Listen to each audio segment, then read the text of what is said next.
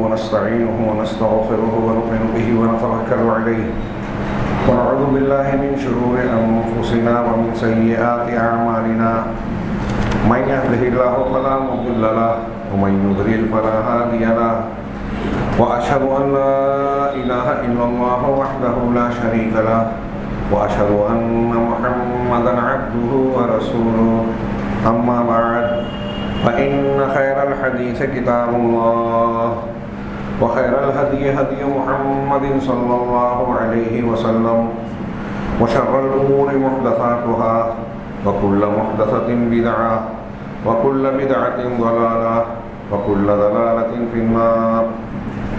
أعوذ بالله من الشيطان الرجيم. بسم الله الرحمن الرحيم. والذي أوحينا إليك من الكتاب هو الحق مصدقا لما بين يديه إن الله بعباده لخبير بصير. ثم أورثنا الكتاب الذين اصطفينا من عبادنا فمنهم ظالم لنفسه ومنهم مقتصد ومنهم سابق بالخيرات بإذن الله ذلك هو الفضل الكبير والآيات بعدها. محترم حاضرین، جس ماہ مبارک سے ہم اور آپ گزر رہے ہیں، اللہ تبارک و تعالیٰ کی یہ بہت بڑی نعمت ہے اور امت محمدیہ پر خصوصی انعام ہے۔ ہم اور آپ بار بار یہ بات سنتے اور بیان کرتے ہیں، جانتے ہیں کہ اللہ تعالیٰ نے اسی ماہ کو مبارک کیوں بنایا، عظمتوں، فضیلتوں اور برکتوں والا کیوں بنایا۔ اچھی طرح جانتے ہیں کہ اس وجہ سے کہ اللہ تبارک و تعالیٰ نے اپنی ہدایات اور آسمانی کتابوں کا نزول اسی مہینے میں کیا، خاص طور سے سب سے آخری، سب سے جامع اور سب سے مکمل ہدایت نامہ یعنی قرآن مجید اسی ماہ مبارک میں نازل ہوا۔ شہر رمضان الذی انزل فیہ القرآن۔ اس قرآن کے حوالے سے ساری برکتیں اس ماہ مبارک کو دی گئیں۔ دن کے روزے فرض کیے گئے، یعنی قرآن اور رمضان کا تعلق بیان کیا گیا اور لوگوں کو یہ بتانے، جتانے، احساس دلانے کی کوشش کی گئی کہ اس نعمت عظیم کی قدر و قیمت کو پہچانیں، اسے حقیر نہ سمجھیں اور اپنے آپ کو اس کے لائق بنانے، اس کے مطابق زندگی گزارنے کے راستے پر لگائیں۔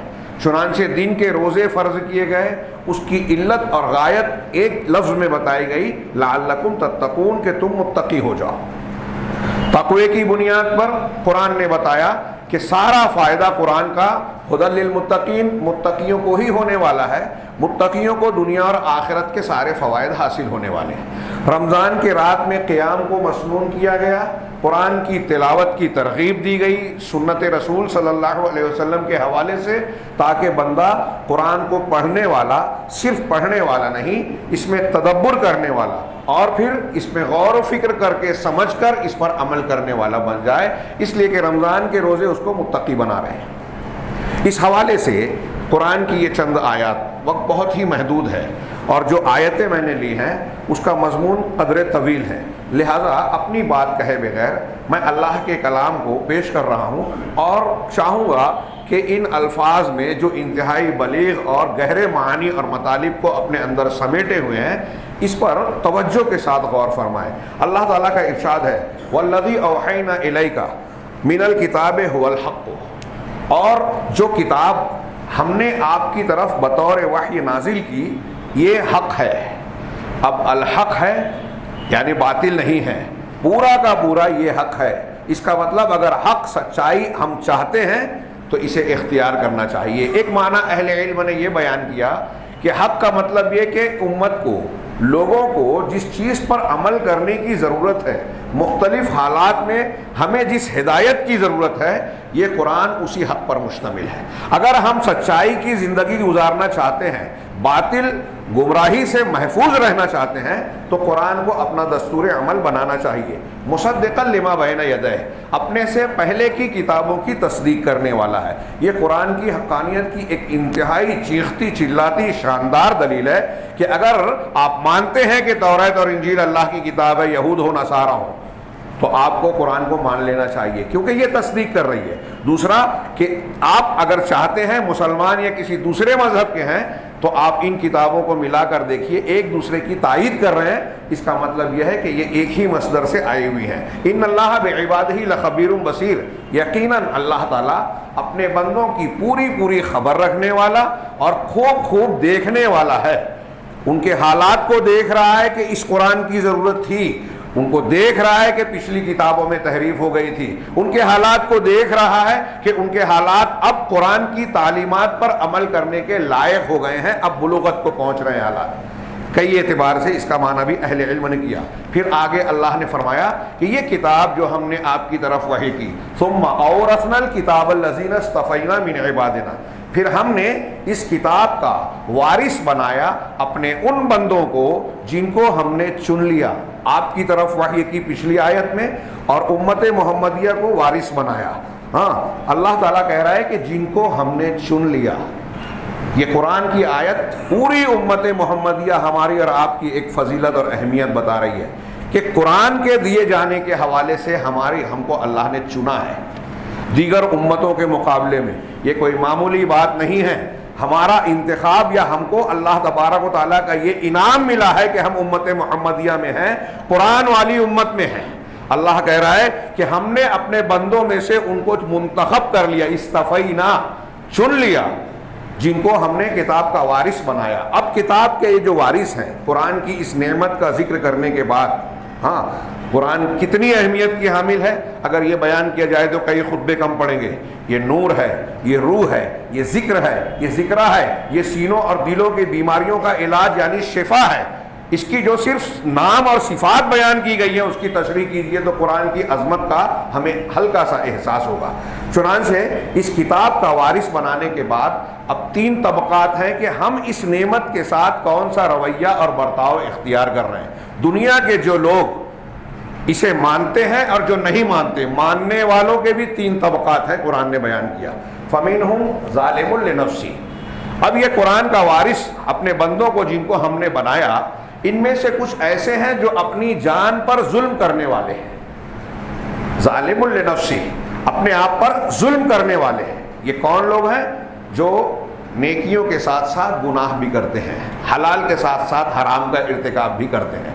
وَمِنْهُمْ مُقْتَصِدٌ، کچھ ایسے ہیں جو میانہ رو ہیں، اوسط طبقے کے ہیں، درمیانی درجے کے ہیں۔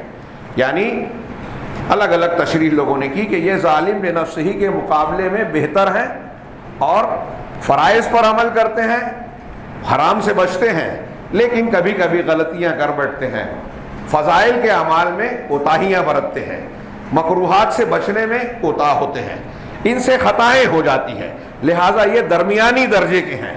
وَمِنْهُمْ سَابِقٌ بِالْخَيْرَاتِ بِإِذْنِ اللَّهِ، تیسرا طبقہ وہ جو نیکیوں میں، خیرات میں اللہ کی توفیق سے بڑھ چڑھ کر آگے ہوتا ہے، ترقی کرتا ہے، سبقت کرنے والے، خیرات اور نیکیوں میں سبقت کرنے والے۔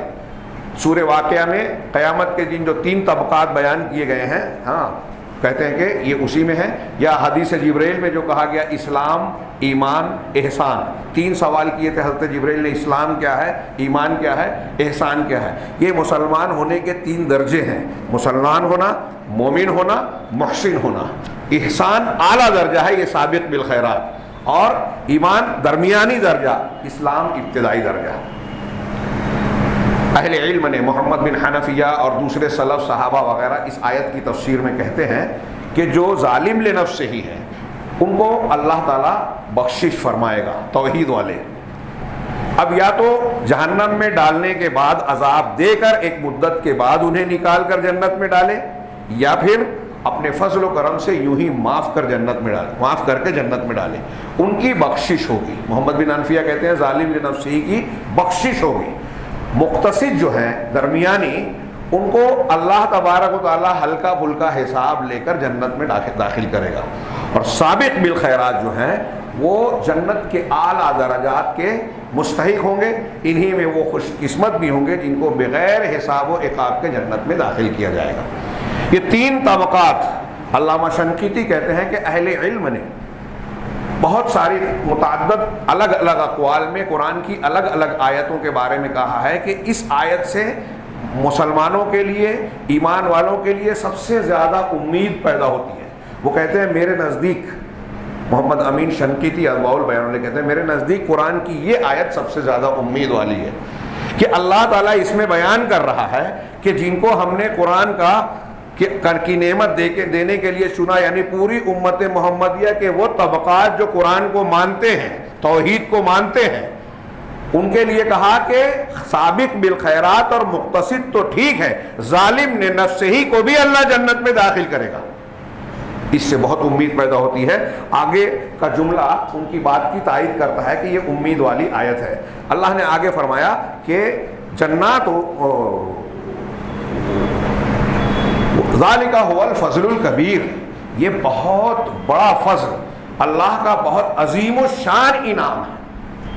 قرآن کا دیا جانا اور اس کا وارث بننا یہ کوئی چھوٹی موٹی بات نہیں ہے، اللہ کا انعام ہے۔ ہم اور آپ اس کی قدر نہیں پہچان رہے ہیں۔ اللہ تعالیٰ اس کا احساس دلا رہا ہے کہ بہت بڑا فضل ہے، دنیا کی جن نعمتوں کے چکر میں تم پھنسے ہوئے ہو ان سے زیادہ فضیلت والی بات، سب سے اہمیت والی بات یہ قرآن ہے۔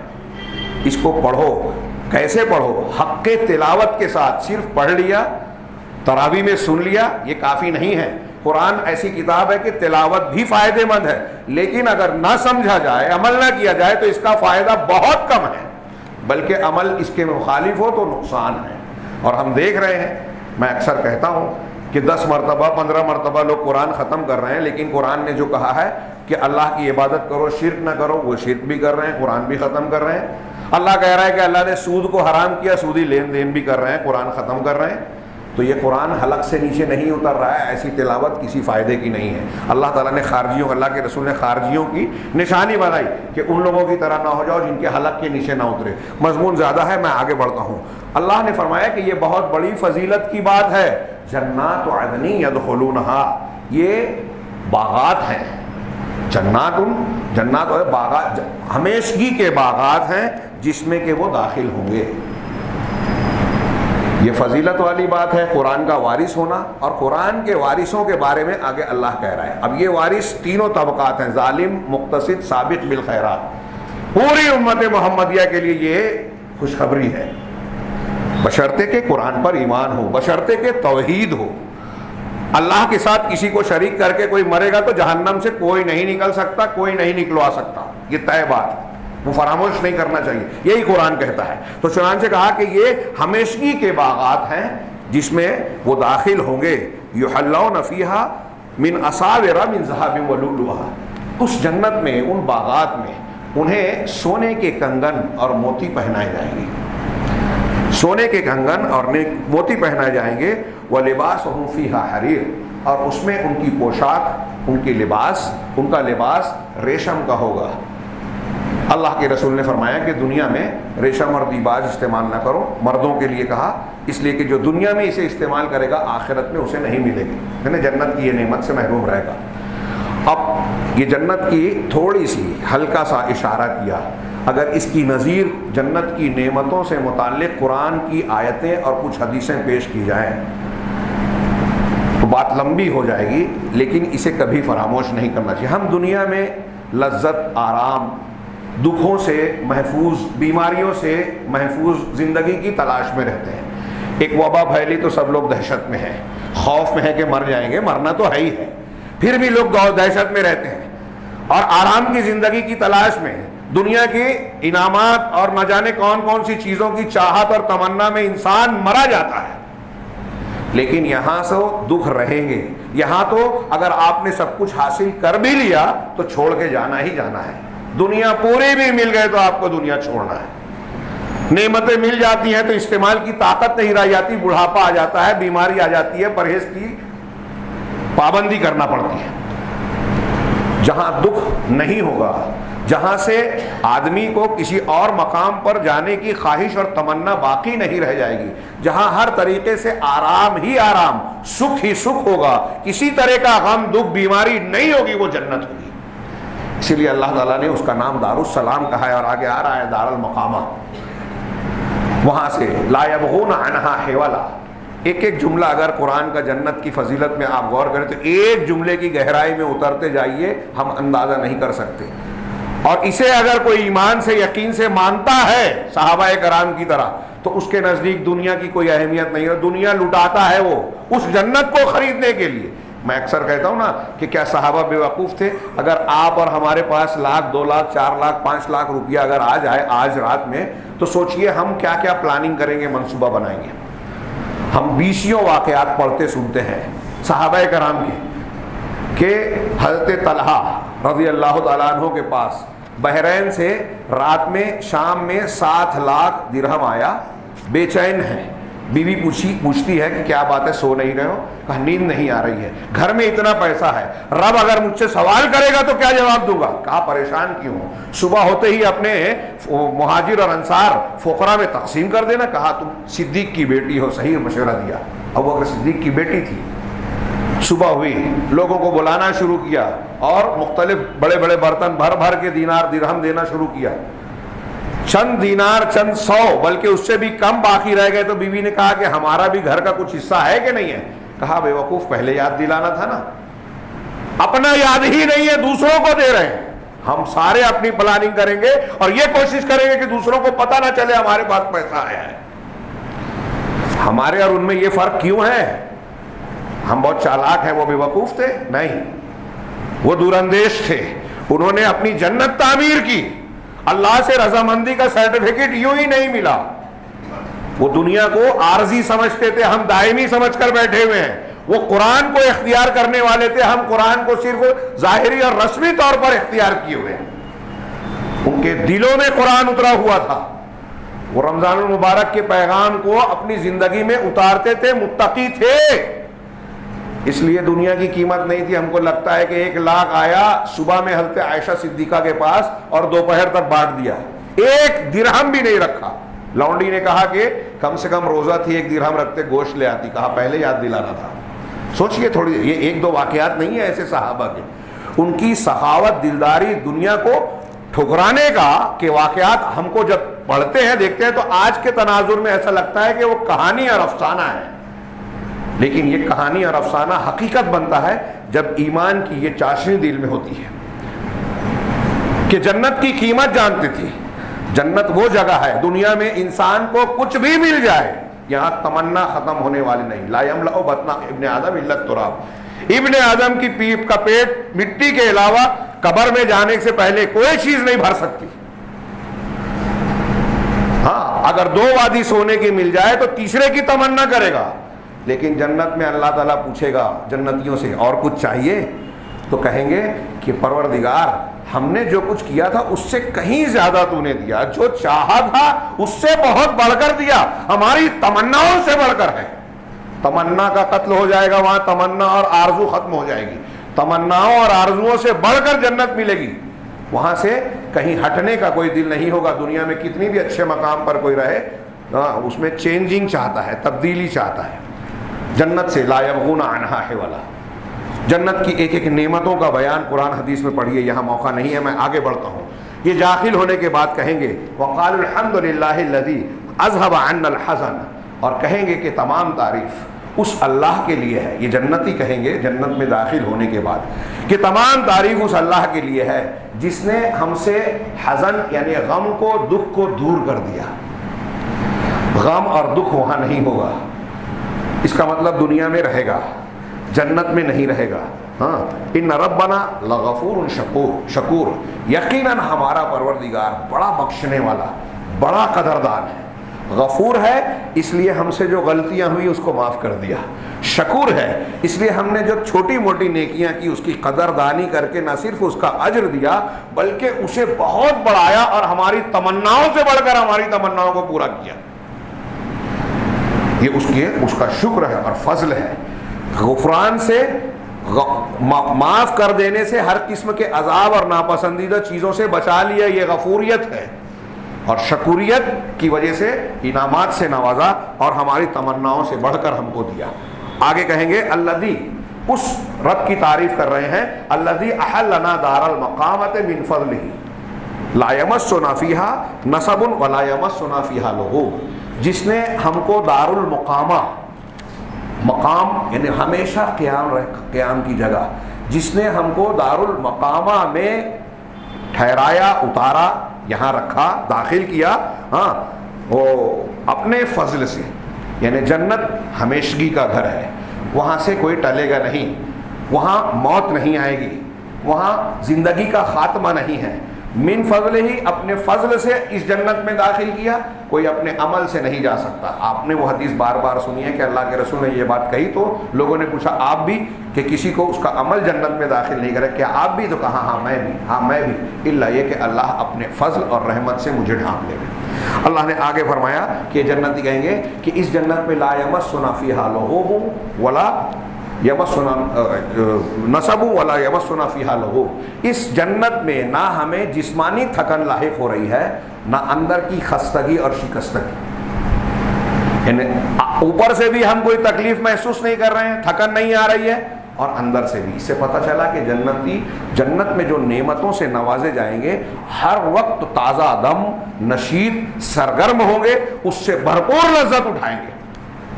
کبھی انہیں تھکن نہیں آئے گی، اور تھکن جب نہیں آئے گی تو اس کا مطلب یہ کہ وہاں نیند کی ضرورت بھی نہیں ہوگی. اس لیے جنتیوں کو نیند نہیں آئے گی. اس لیے بھی نیند نہیں آئے گی کہ نیند چھوٹی موت ہے، اور جنتیوں کو موت نہیں آئے گی. موت کو موت دے دی جائے گی جنت اور جہنم میں لوگوں کے چلے جانے کے بعد. اور نیند کی ضرورت ان کو پیش آتی ہے، فائدہ جب ہم تھک جاتے ہیں تو نیند لینے کے بعد پھر سے سرگرمی آ جاتی ہے. جنت میں اس کی ضرورت ہی نہیں ہوگی. جب وہ جنتی کہیں گے کہ لا یمسنا فیہا نصب ولا یمسنا فیہا لغوب. میں آگے بڑھ رہا ہوں. والذین کفروا، اور جن لوگوں نے کفر کیا اللہ کے قرآن کو، یہ جو ہم نے دیا ہے، قرآن نازل کیا ہے، اس کو نہیں مانتے. اب نہیں ماننے والے ایک وہ ہیں جن کو ہم کافر کہتے ہیں، کفرو کا لفظ ہے. ایک وہ ناشکر ہیں جو مسلمان تو ہے لیکن قرآن کی باتوں کو ماننے کے لیے تیار نہیں ہے. توحید کی تعلیم قرآن دے رہا ہے، وہ ماننے کے لیے تیار نہیں ہے. قبروں کو پوج رہے ہیں، بزرگوں کو پکار رہے ہیں، اللہ کے علاوہ دوسروں کے آگے اپنی جبین نیاز خم کرتے ہیں، بدعت و خرافات کرتے ہیں. اللہ کے رسول کو چھوڑ کر کسی امام کی بات مان رہے ہیں، مولوی کا فتویٰ مان رہے ہیں، اپنے آپ کے اور نفس کی خواہشات کی پیروی کر رہے ہیں، اور نہ جانے کون کون سے گناہ کرتے ہیں. اللہ اور رسول کے احکامات کو جاننے کے باوجود، اور نہیں جانتے تو جاننے کی دلچسپی بھی نہیں ہے. اللہ کہہ رہے ہیں قرآن حدیث مانو، وہ کہتے ہیں ہم بزرگوں کی مانیں گے. قرآن حدیث پڑھنے سمجھنے کا ٹائم ہی نہیں ہے، وقت نہیں ہے، ہر چیز کی فرصت ہے. اللہ کی کتاب، آج جو بیماریاں، پریشانیاں اور پھیلی ہوئی ہے نا، اس کو صرف اس ایک تناظر میں دیکھے. میں نے اس پر خطبہ دیا، ومن اعرض عن ذکری فإن له معیشۃ ضنکا. اللہ نے قرآن میں کہا ہے کہ جو میرے ذکر سے، قرآن سے اعراض کرے گا اس کے لیے تنگ زندگی ہے. یہ بیماریاں، پریشانیاں، بے روزگاری، معاشی تنگی، کساد بازاری جو ہمارے یہاں مندی ہے، ہم دنیا کے فلسفے جھاڑتے ہیں، حکومت کی پالیسی، کورونا کی بیماری، یہ ساری چیزیں اللہ کی طرف سے ہیں. بھولنا نہیں چاہیے. ایمان کا تقاضا یہ ہے. اس ایمانی اور روحانی بنیاد کو سارے لوگ بھول جاتے ہیں، اس لیے اصلاح نہیں ہوتی. سال میں 1-2 مرتبہ اللہ تماشا مارتا ہے، فتنے میں ڈالتا ہے، پھر بھی ہم سدھرتے نہیں، اللہ کی طرف پلٹتے نہیں. اس وجہ سے کہ ہم صحیح وجہ پر غور ہی نہیں کرتے. مہنگائی بڑھ رہی ہے، بے روزگاری بڑھ رہی ہے، فلاں بنیاد، ساری وجوہات سیاسی اور پالیسی، اقتصادی پالیسیوں کی اپنی جگہ، مسبب الاسباب کے بغیر کچھ نہیں ہوتا. مہنگائی بڑھ رہی ہے، اللہ بڑھا رہا ہے. کورونا کی وبا پھیلی ہے، اللہ نے پھیلایا ہے. بے روزگاری ہے، مندی ہے، اللہ کی طرف سے ہے. سبب جو بھی بنتا ہو، ہمارے اعمال ہو یا کوئی مخالف ہو، سازش ہو، چاہے جو ہو، اصل کرنے والی ذات اللہ کی ہے. یہ ہم روز بولتے ہیں، مانتے نہیں ہیں. جب اللہ کی ذات ہے تو یہ سب پریشانیاں، اس پر ہم غور کیوں نہیں کرتے کہ کیوں اللہ تعالیٰ ہم کو اس مصیبت میں ڈال رہا ہے. اللہ تعالیٰ ہم کو تعزیانے لگا رہا ہے، اصلاح کرنا چاہ رہا ہے. اور یہاں یہ قرآن سنا رہا ہے والذین کفروا، کہ جن لوگوں نے کفر کیا، لہم نار جہنم، ان کے لیے جہنم کا عذاب ہے. جہنم جس کا تذکرہ سنتے ہی صحابہ کرام کی آنکھیں بہنے لگتی تھی، دل پسیج جاتا تھا، دہل جاتا تھا. کیوں؟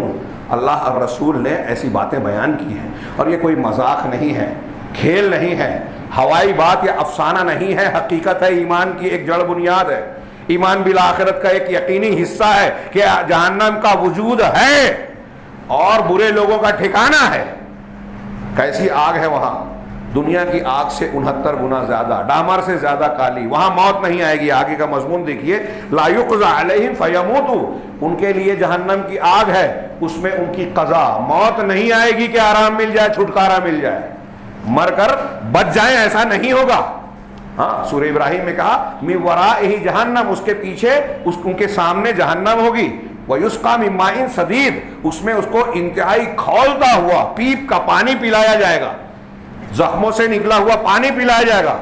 ہاں یتجرعہ، وہ اسے گھونٹ گھونٹ بنا کر بمشکل پیے گا.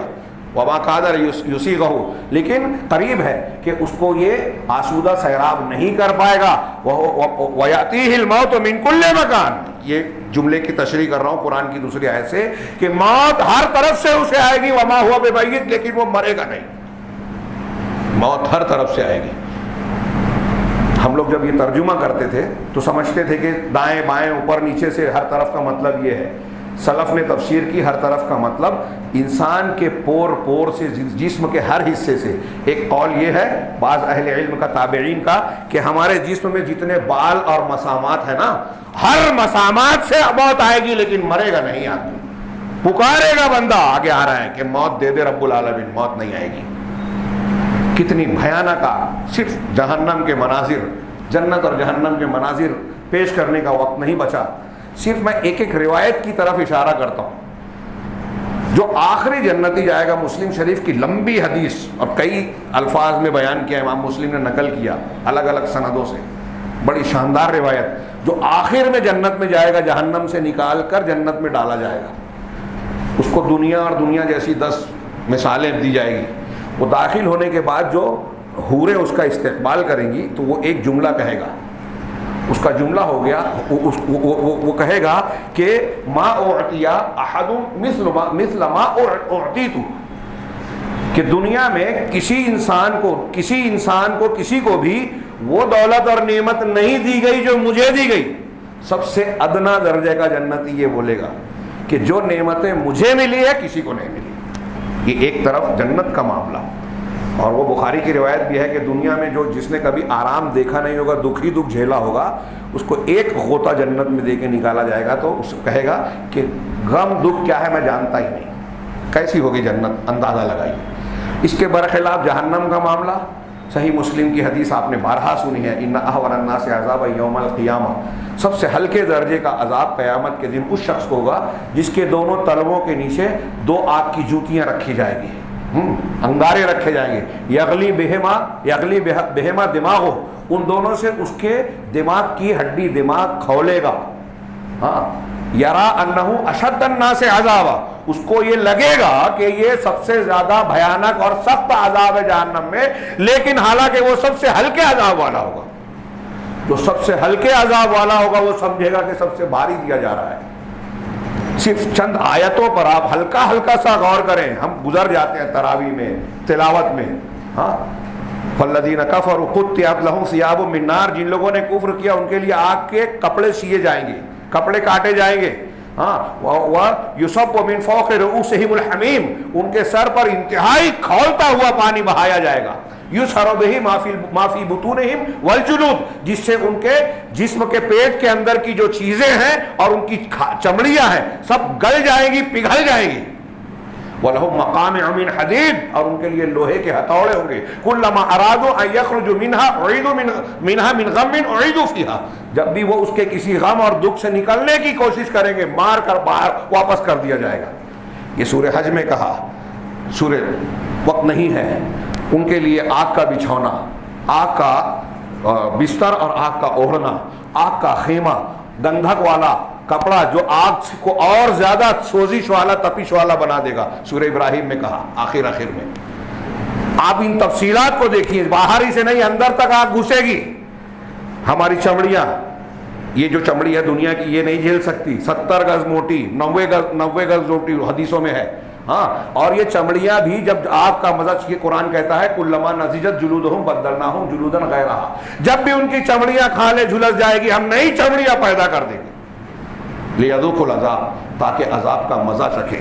یہاں اس بات کو دوسرے انداز میں کہا ولا یخفف لا یقضى علیہم فیموتوا، ان کی قضا بھی نہیں آئے گی کہ وہ مر جائیں. ولا یخفف عنہم من عذابها، اور نہ ہی ان کے عذاب میں کوئی تخفیف ہوگی.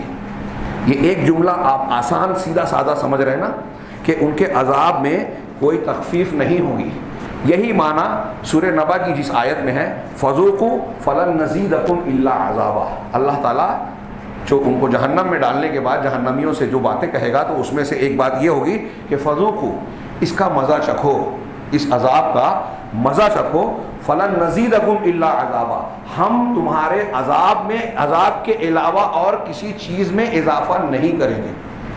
میں نام بھول رہا ہوں، صحابہ یا تابعین میں سے کسی نے یہ کہا یا مفسرین میں سے کسی کا قول ہے کہ میرے نزدیک قرآن میں عذاب کی شدت بیان کرنے کے لیے اس سے زیادہ سخت کوئی آیت نہیں ہے کہ جہنمی جب جہنم میں جائیں گے تو جو جہنم کی سختیاں ہولناکیاں بیان کی گئی ہیں اس میں یہ بات اللہ نے فرمائی کہ جیسے جیسے دن گزریں گے تو ہم یہ سوچتے ہیں کہ دنیا میں مصیبتیں جھیلنے کی عادت پڑ جاتی ہے، ہمارے اندر برداشت کی قوت پیدا ہو جاتی ہے، مشکلیں اتنی پڑی مجھ پر کہ آسان ہو گئی. ہمارے یہاں فلسفہ بیان کیا جاتا ہے. جہنم میں ایسا نہیں ہوگا کہ آپ جلنے کی عادت پڑ گئی اور اب احساس کم ہو گیا. نہیں، قرآن کہتا ہے کہ تخفیف نہیں ہوگی، اور اللہ کہہ رہا ہے کہ تم اس کا مزہ چکھو، تمہارے عذاب کے علاوہ اور کسی چیز کا اضافہ نہیں ہوگا. نہ ان کے احساس میں کمی ہوگی، نہ چمڑیاں جھلس کر کوئلہ ہوگی، نئی چمڑیاں پیدا ہوگی، اور نہ جہنم کی آگ ٹھنڈی ہوگی. کلما خبت زدناہم سعیرا، قرآن نے کہا کہ جب بھی وہ ہلکی ہوگی ہم اور بھڑکا دیں گے.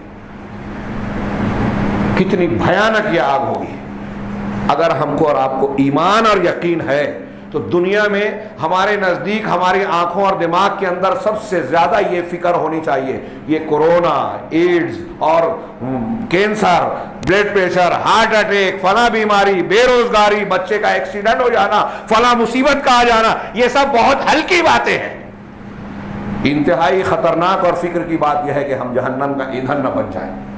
اس کی فکر ہونی چاہیے، اور اس کی فکر کرنے کے لیے رمضان سے بہتر موقع اور اللہ کی طرف سے ماحول سازگار بنایا ہوا اس کے علاوہ نہیں آتا. میں آیت پوری کر دوں. اللہ نے فرمایا آگے کہ لا یخفف عنہم من عذابها کذالک نجزی کل کفور، کہ ہم اس کے عذاب میں ان میں کوئی تخفیف نہیں کریں گے.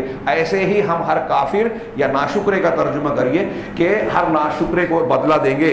وہم یسترخون فیہا، وہ جہنم میں چیخیں گے، چلائیں گے، ربنا اخرجنا نعمل صالحا غیر الذی کنا نعمل، کہ پروردگار ہم کو اس جہنم سے نکال دے، اب ہم دنیا میں صالح عمل کریں گے. وہ جو پہلے کرتے تھے نا برے اعمال، اب وہ نہیں کریں گے.